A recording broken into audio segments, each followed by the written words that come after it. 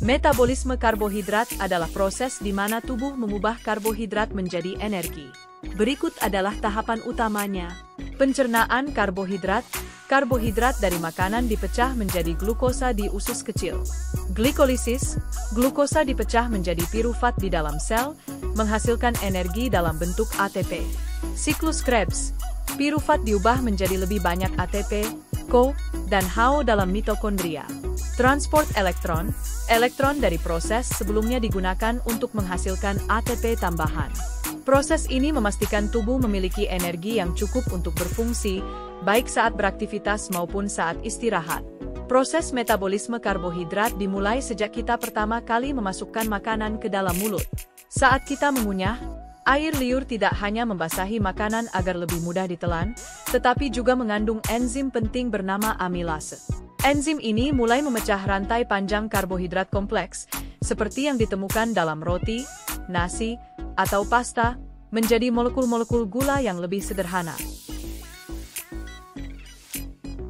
Namun, pekerjaan ini baru sebagian kecil dari perjalanan panjang. Setelah makanan dikunyah dan ditelan, ia bergerak melalui kerongkongan menuju lambung. Di lambung, sebagian proses pencernaan lainnya terjadi, namun pemecahan karbohidrat lebih intensif terjadi di usus kecil. Di sini, enzim-enzim dari pankreas ikut bekerja, menyelesaikan pemecahan molekul karbohidrat menjadi bentuk yang paling sederhana, yaitu glukosa. Glukosa ini sangat penting, karena inilah bentuk gula yang dapat diserap oleh dinding usus dan masuk ke aliran darah. Dari sini, tubuh akan mengirimkan glukosa ke berbagai sel untuk diolah lebih lanjut dan menghasilkan energi yang kita butuhkan. Tahap ini penting karena tanpa pemecahan karbohidrat menjadi glukosa, tubuh tidak bisa mendapatkan energi dari makanan yang kita makan setiap hari.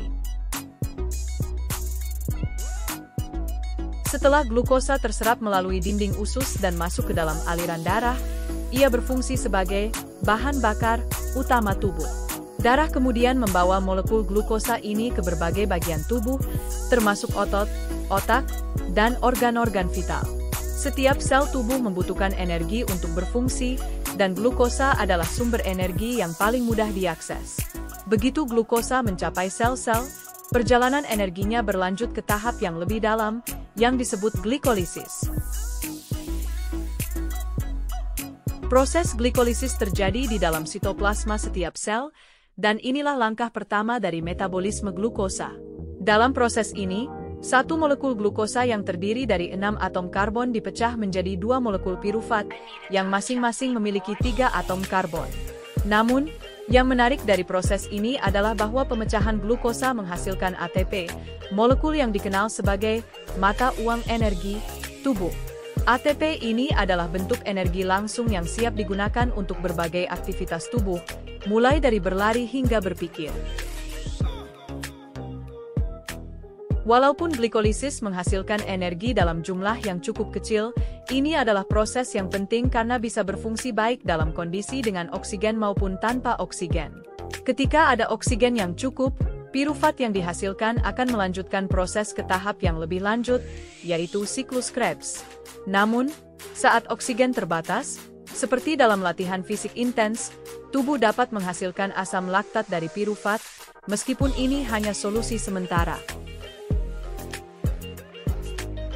Secara keseluruhan, glikolisis adalah langkah pertama dalam serangkaian proses kompleks yang memastikan tubuh kita memiliki energi untuk bertahan hidup dan berfungsi secara optimal. Setelah tahap awal glikolisis selesai dan pirufat terbentuk, perjalanan energi tidak berhenti di sana. Pirufat kemudian dibawa ke dalam mitokondria, bagian sel yang sering disebut sebagai pembangkit tenaga tubuh kita. Mitokondria memiliki peran vital dalam menghasilkan energi untuk setiap aktivitas tubuh, mulai dari bernapas hingga berolahraga. Begitu pirufat memasuki mitokondria, ia memasuki proses yang lebih kompleks yang disebut siklus Krebs atau siklus asam sitrat. Dalam siklus Krebs, pirufat mengalami serangkaian reaksi kimia. Pertama, pirufat diubah menjadi asetil-CoA, senyawa penting yang memulai siklus ini.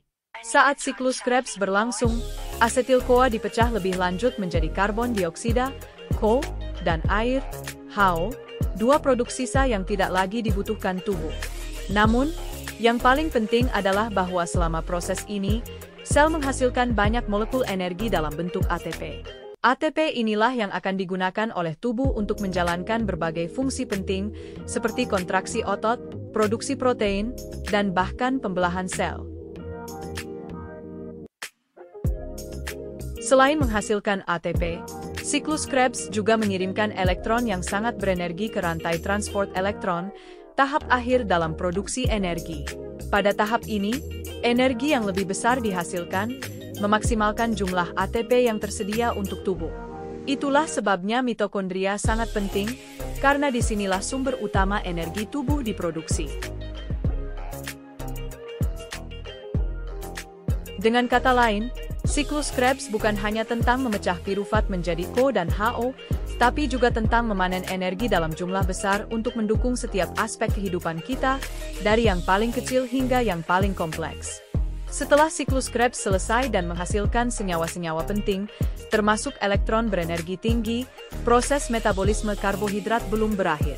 Elektron-elektron ini melanjutkan perjalanannya ke tahap akhir dalam produksi energi yang disebut rantai transport elektron, yang juga berlangsung di dalam mitokondria. Rantai transport elektron adalah tahap di mana sebagian besar ATP, sumber energi utama tubuh kita, diproduksi. Tahap ini merupakan serangkaian reaksi kimia yang sangat penting. Elektron-elektron yang dihasilkan dari siklus Krebs dipindahkan melalui beberapa protein khusus yang terletak di membran dalam mitokondria. Saat elektron-elektron ini bergerak dari satu protein ke protein berikutnya, energi dilepaskan. Energi ini digunakan untuk memompa ion hidrogen ke ruang antar membran mitokondria, menciptakan gradien elektrokimia.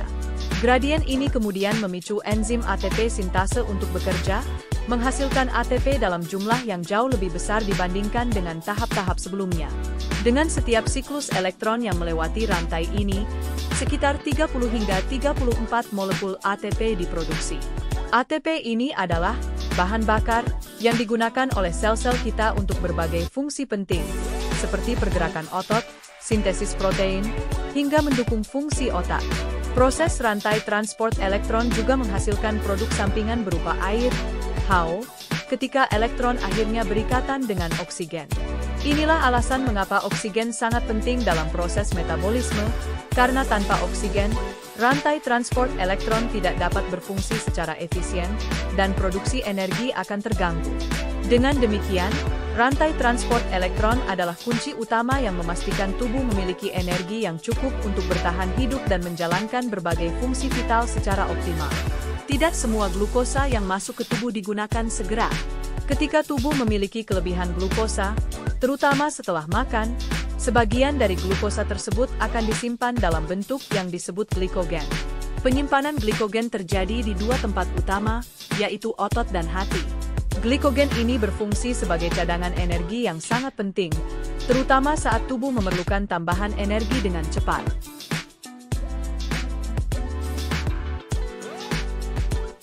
Misalnya, Saat kita melakukan aktivitas fisik intens, seperti berolahraga atau berlari, tubuh membutuhkan lebih banyak energi dalam waktu singkat.